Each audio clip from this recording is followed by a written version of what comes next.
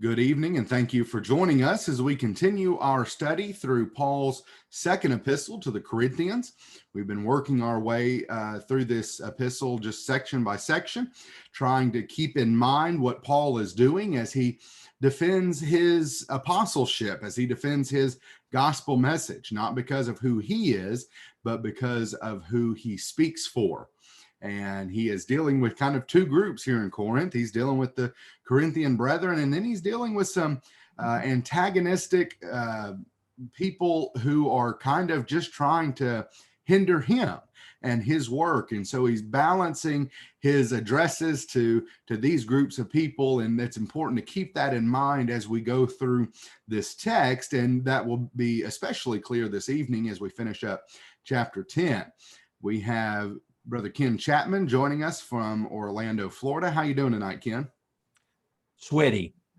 It is mid-July in Central Florida, and so, but I'm thankful to be inside in the air conditioning and studying with you tonight. So. Well, if we're going to talk about the weather, it's been extremely strange this week. I have never had this much rain while the sun is out in my life. I mean, every day that it's rained, the sun has been out as well. It's been kind of a strange week, but I won't let the viewers know what's going on bodily with me like you did. But anyway, you know, the old timers, and I have no idea what this means. When it would rain and the sun is out, the old timers would say the devil's beating his wife. Right? Yeah, I've heard that.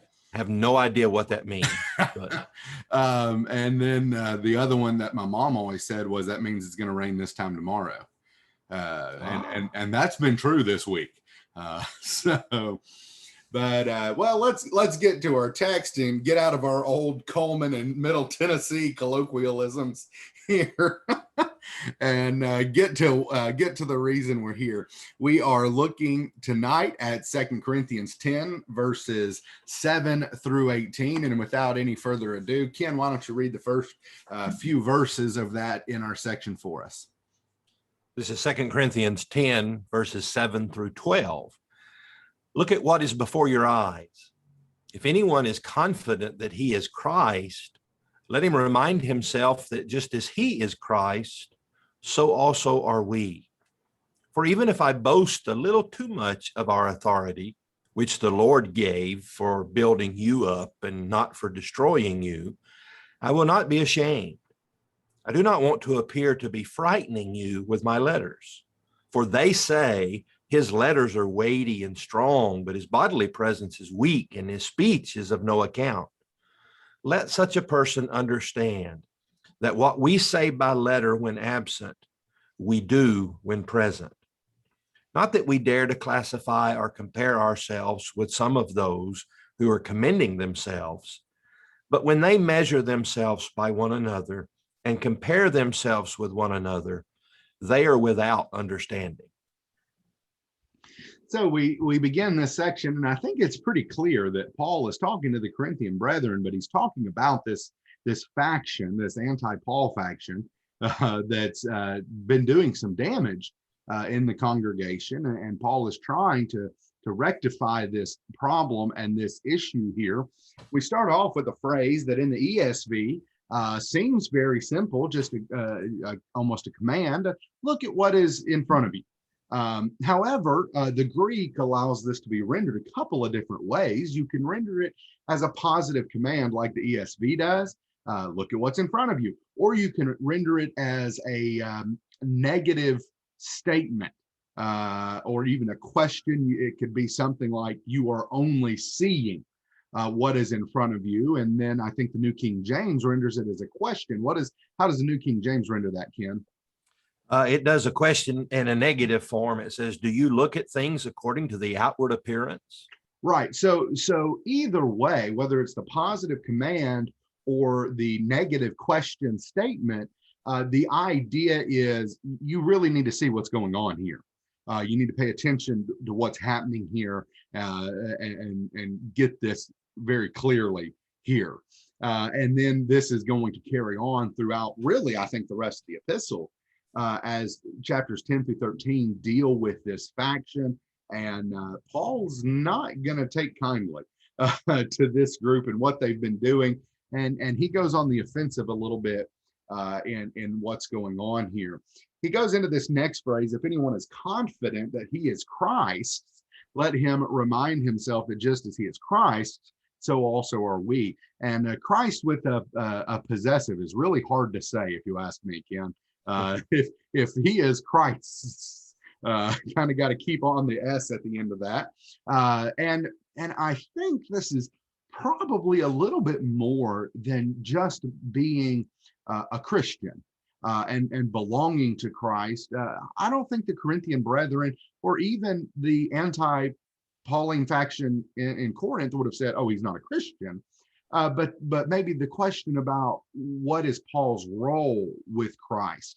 And Paul is going to say, in I guess about every letter almost, that he is a servant of Christ. He is an apostle of Christ.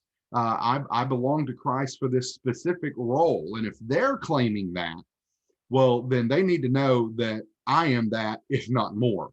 And so that is the idea with this phrase of that they are Christ, that they belong to him, that they are working for him. Let me give you a little alternative view of this. It's possible that in this first introductory section that he's not addressing these false apostles, the detractors, that he may be addressing the congregation as a whole, and maybe is talking about the idea of simply just being Christians, that if you are Christ, you need to remind yourself that I am too. And as he's going to remind them later in the letter, as he really punches this home, in fact, that's how you got to be in Christ, was because of me. And so before you start listening to these false teachers, you need to think about the connection. If I'm not in Christ, then you're not in Christ, because I'm the one who taught you the gospel. That's just a thought. Exactly. Well, and also, and kind of as you picture the group sitting together and someone reading this letter to them, this anti-Pauline group, they're there as part of the congregation. You know, we're just one of the guys here. But Paul is talking to those good, honest Christians, and, you know, kind of doing this number, Ken, like you talked about before we got on air, you know, look at them over there. And so he's talking to the Christians there, but he's obviously talking about these people who have come in. And so I think that's a legitimate point there. Maybe there's an accusation here that Paul talks about his authority a little too much. And we would even say something along these lines, you know, nowadays. Well, boy, they have to remind you that they're in charge that often. Maybe they're not really in charge. And so maybe somebody was saying that about Paul, and he says, listen, God gave me this authority for the building up of you. So I'm not going to be breaking you down, and I won't be ashamed, even if I talk about it a little too much. You have to remember what it is that I'm doing here. And so I'm not going to be ashamed, nor do I want you to think that I'm trying to scare you with my letters. That's not what I'm doing. These people are over here saying, well, his letters are weighty and strong, but his bodily presence is weak and his speech of no account. Well, if you'll remember back to 1 Corinthians, Paul says that this was on purpose, that Paul came in preaching the gospel, not with, you know, a lot of fanfare, not with a lot of eloquence, not with a lot of rhetorical flourish. He just wanted to lay the gospel out before them, the simplicity of the gospel, and allow them to appreciate, to obey the gospel, and allow the gospel to save them. In that way, it wouldn't be tied necessarily to Paul and Paul's ability. And what these people have done now is turn this against Paul. Oh, look at him. He can write a really strong letter, but man, when he's in person, he's weak. He's bowed over, and he's a weakling. And Ken, I don't have any other way to say this, but I think Paul threatens him here. Let such a person understand that what we say by letter when absent, we do when present. I told you that I would come with a rod. Don't you think I won't? um, and I can just almost see, are you threatening us? Yeah, I am. You got to get this. You got to get this together. I'm not weak. I did this for your benefit. And if it takes me being strong for your benefit, well, then I'll do that too. And so he doesn't want to scare them. He doesn't want to have to lord it over them with his authority. But they do need to understand that this comes from God. This is not Paul being this authoritative individual. It's him trying to bring the message of Jesus Christ to save their souls. To paraphrase a statement from the book of Acts, I think he says, what I say I'm going to do. And to paraphrase that statement, it's kind of like, I'm going to take you aside and teach you the way of the Lord more excellency. Right. Yeah. We're going to be bold. You're going to see that boldness. Now, I don't think, and I don't think you're alluding to that either, that Paul's going to come there with a sword or, in some kind of physical altercation, but they're going to witness some boldness. Be careful what you ask for, I think is really what he's saying. Yeah, exactly. And we know that Paul will have the signs to back it up. It should the need arise. Now I think let me interrupt you there, Jonathan. That made me think of something. We see examples of that, don't we? Of Paul the apostle striking someone dumb, and so it may really be threatening that miraculous power of using that to stop the mouths of these opponents, these false prophets. So wasn't that Bar Jesus on Cyprus? In Acts 13, And so he could literally be threatening something in that regard. That's just a possibility. Mm-hmm. And so I think what Paul really does now is he kind of goes on the offensive, and a little maybe passive aggressive here. Not that I classify or compare myself with some of these others who are commending themselves. I'm not patting myself on the back like they do. I'm not going to compare myself with others. I'm not going to compare myself to the weakest of the lot to make myself look better. When they do that, they are without understanding. I'm not like them. And so Paul's trying to set himself aside. And he said before, it's a little thing for me to be judged by you. I'm not concerned about that. And Paul wasn't concerned about his standing. If they had accepted the gospel in its full glory and turned their nose up at Paul, he would have said, whatever, as long as you're obeying the gospel. We see that, I think, over in Philippians chapter 1. But it seems that their attacks against Paul was affecting how they were responding to the gospel to some extent. And Paul's not going to stand for that. And so he goes with this defense of himself, and then he goes on the offense. And so that takes us through verse 12. Ken, if you don't mind, maybe read verses 13 through 18 for us here. But we will not boast beyond limits, but will boast only with regard to the area of influence God assigned to us, to reach even to you. For we're not overextending ourselves as though we did not reach you. For we were the first to come all the way to you with the gospel of Christ.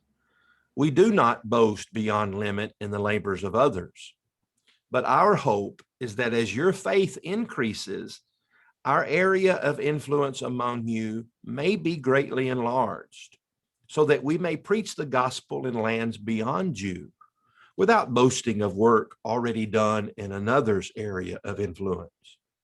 Let the one who boasts boast in the Lord. For it is not the one who commends himself who is approved, but the one whom the Lord commends. So let's kind of summarize before we get into the phrasing here. Paul has no problem with someone coming in and doing some work where he has already worked. He says over in 1 Corinthians, I planted, Apollos watered. God gave the increase. But it seems like what's happening is this group has come into Corinth and they're claiming to have planted, watered, and give the increase. And Paul is kind of putting them in their place a little bit, saying, hold on, no, you're riding my coattails here. Not again, not that Paul is bragging that he's the first one there. He's just stating facts at this point. And so he says, we will not boast beyond limits, but will boast only with the regard to the area of influence that God has assigned to us. The work that God had given him to do, God was very clear that he would be an apostle to the Gentiles. And so he is constantly pushing these borders. He's the first one to come to Corinth. He's the one that laid the groundwork there. He says, I planted. And so I came to reach even you. And I'm fine talking about that kind of thing. What he goes on to say then is, we're not overextending ourselves as though we didn't reach you. I'm the reason that you people exist as a congregation. I'm the reason you people are Christians now, because I brought you this gospel, this life-saving message here. And the obvious implication is these people didn't do that. Even though they may be claiming it. And he says, we do not boast. We contrast here. I was the first one to come to you. I brought you this gospel, and we don't boast beyond the limit of the labors of others, because they're bragging about their work when it's the work I did. It'd be kind of like, me stealing one of your sermons, which I may or may not have done before. And then when everybody's patting me on the back, just say, that was a good sermon. Well, I worked really hard on that sermon, and man, I'm proud of the work I did on that sermon. You should be able to preach like me. And I was thinking as you were reading this section that another kind of analogy is a preacher moving into a new congregation, and the first month he's there, bragging to someone else, we've got 400 members and 12 elders. And you'd want to gently remind him, and what of that did you do? You just exactly. got that. Exactly. Boast about that. And to me, it's Paul's defense here. And we've used this analogy so many times in our study of 2 Corinthians of the kind of the parent and child, that here is some impudent child who says to his parents, you never did anything for me. Yeah. And the parents going, now, wait a minute. First of all, I gave you life. And then every meal you ate, I bought that meal and I prepared that meal, the house and so Paul is just frustratingly so, having to remind these Christians who may be swayed by these detractors of, again, kind of boasting. Do you remember who I am and what I did there in Corinth? You owe your very salvation to me, in a sense, not again, as he goes on to say, boasting in the Lord, but, have you forgotten our relationship and what I've done for you? Right. And so Paul just lays it out here. These people have come in and now they're boasting of work that I've done in my area of influence as if it's their own. And so he's really calling them out here. And I think you see that in the contrast here of what Paul has done in yellow here, and then the blue contrast here of what these others are doing. And he goes on to say, but our hope is that your faith increases. Our area of influence among you may be greatly enlarged, so that we may preach the gospel in lands beyond you. Now, I would argue that here Paul is probably talking about Rome. And when Paul writes a similar phrase to the Romans, he is talking about Spain, because Paul was always pushing those boundaries. But that might provide a great example that the gospel was already in Rome and it wasn't there by Paul's work. And he's kind of maybe implying, I'm not going to go in there like I own the joint and claim to have done all that work. And so again, we have an attack against this anti-Paul faction that we have here in Corinth.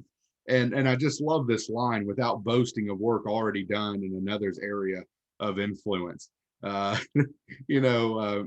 would, to add to the analogies we've already looked at, this would be like someone coming up to one of Michelangelo's, brilliant sculptures and, blowing a piece of dust off of it. And, oh, look what I did. He says, no, we're not doing that. Let the one who boast in the Lord. And I think with this quote here, this phrase from Jeremiah, I think what Paul is doing is he's calling the difference between what these super apostles are doing and what Paul is doing. They are wanting glory and credit. They're wanting these pats on the back. They're wanting these attaboys. And Paul is more than happy to give all the glory, all the pats on the back, all the attaboys to God. And he even says, I planted, Apollos watered, God gave the increase. And he's always going to be giving God the glory when people are converted to the Lord. It's never, look at what I did. And yet this group here in Corinth is constantly saying, look at us compared to Paul. And Paul says, who am I? There's nothing to gain from that. It's God who gives the glory. And let's also remember that when the time for commendation comes, it's not going to be about the one who commends themselves. It's going to be the one whom the Lord commends. And so while they may look the part right now, while they may be getting some pats on the back right now, we know in the end, it's going to be whom God holds up as being the one who is in the right. Let me ask you a question here. This phrase, as you said, he quotes, says, he who boast in the Lord. I think the most obvious reading of that is what you just talked about, is actually boast about what the Lord has done. I planted, Apollos watered, God gave the increase. But is it possible in this context where Paul has used the term probably accommodatively about what he's been doing and defending himself and calling it boasting, that when he says, let the one who boasts boast in the Lord, could he be saying not boast about what the Lord has done, but boast in a godly way? I think so. Boast according to God's standards in that. And there's just a possibility or a thought. Right. He talks early in the first paragraph we looked at. He talks about boasting in the authority. And so he had that authority and he had it in God. And so it wasn't, an improper thing to talk about. Well, Paul is doing what he needs to be doing. Paul is fulfilling his God-given mission, and to acknowledge that, there's nothing wrong with that. And we might even say this sometimes, if we're going to give credit, and I'm making something up here because I can't do this. Well, I can play the piano really well. There's a difference between boasting and stating facts. And to some extent, Paul is stating facts of what he has done in the Lord and the mission that's been given to him. So, Ken, I think it's a great point there. You could probably look at that either way because both of them would fit the context there. And then, as I said, I didn't move the PowerPoint along, but this idea for it is not the one who commends himself who is approved, but the one whom the Lord commends. That well done, good and faithful servant is not going to be said by self. That phrase is offered by the Lord, and it's one we want to hear him say, not ourselves. And yet this group here in Corinth, boy, they've been patting themselves on the back so hard they're probably getting a little tennis elbow there, and if they don't watch it, they're likely not to hear the Lord say this. So Ken, close us out here. What's our big conclusion here? What do we take away with this? How can us preachers today apply this? What can Christians today take away from this? I think maybe two takeaways. Number one is be humble. Be humble in your area of influence, as the ESV says here. Kind of mind your own business a little bit. And be humble in regard to what you're doing in the service to God. And maybe the biggest takeaway, here's the invitation we would offer if this was a sermon, is to make sure that the Lord will commend you. Yeah. Don't be so concerned with other people, what they think about you and your reputation, but be concerned with what the Lord thinks. And as you said, what he will say to you on that final day. That's where our goal and what our goal should be. All right. If you'll open up to Just As I Am, we will sing that as our invitation song. No, I think that's exactly right. I didn't know that, the humility thing was what I was thinking. So I kind of put you on the spot, hoping you would have something more creative than what I had. So, great minds think alike, I guess, there. But I think that is the obvious takeaway for us. Do the work that we were given to do. Keep your head down. And live a quiet life, as Paul advises later, and just do the work that needs to be done. All right, next week we will dig into chapter 11. Ken will take us through verses 1 through 15, and that will be Monday at 6:30, and we hope you'll join us then. Have a good one.